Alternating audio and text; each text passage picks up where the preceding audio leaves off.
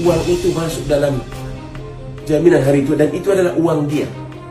Tiba-tiba dia misalnya di PHK pada umur 32. Dengan peraturan Ibu Menteri Tenaga Kerja, maka dia tidak bisa mencairkan jaminan hari tua tersebut karena menurut peraturan Ibu hanya bisa diambil pada umur 56.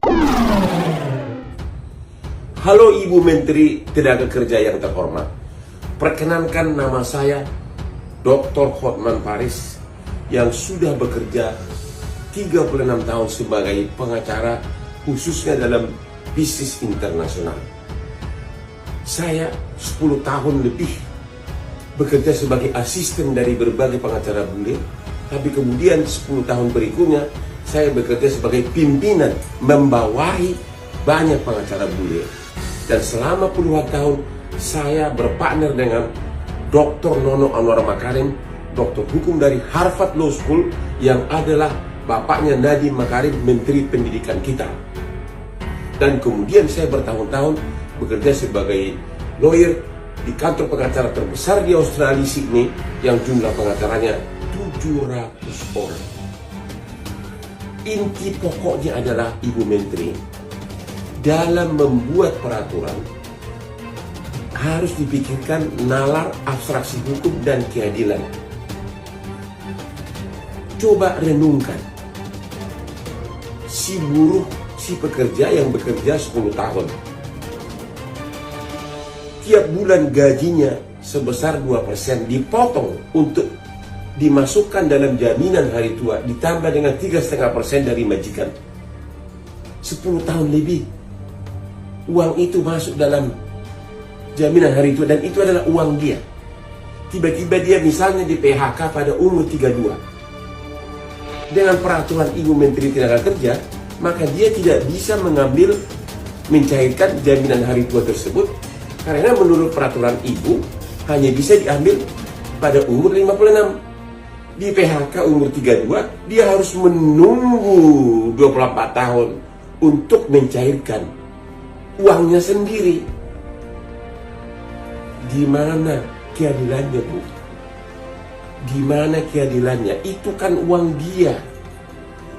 Dan peraturan menteri sebelumnya sejak 2015 sudah mengatakan berbeda dengan peraturan Ibu. Menteri Tenaga Kerja sebelumnya mengatakan boleh dicairkan begitu dia di PHK. Di mana logikanya, Bu? Itu kan uang dia. Kalau dia di PHK umur 32, bisa saja dia selama menunggu 24 tahun sudah jatuh miskin, sudah pengangguran.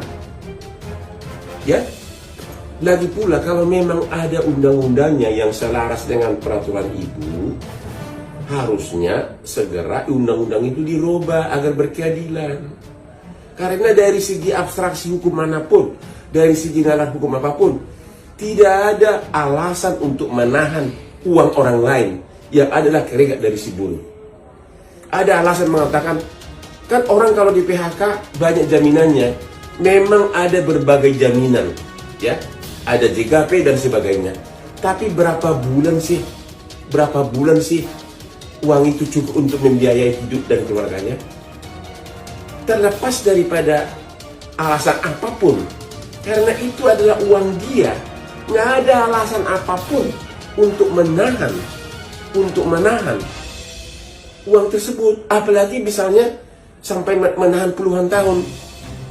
Memang benar uang itu diinvestasikan oleh BPJS untuk berbagai investasi. Tapi ingat, Bu, kalau sudah puluhan tahun, Ibu jangan lupa, ingat kasus Asabri, kasus asuransi Jiwasraya, walaupun diawasi oleh OJK reksadananya, apa yang terjadi? Dan itu uang siapa yang kemudian dimainkan oleh Jiwasraya di pasar modal dan akhirnya hilang itu semua uang. Tolong hati-hati, Bu. Sekali lagi, ini adalah uang dari si buruh tersebut, uang dari si pegawai tersebut. Ya, benar-benar tidak ada alasan untuk menahan puluhan tahun. Salam Hotman Paris.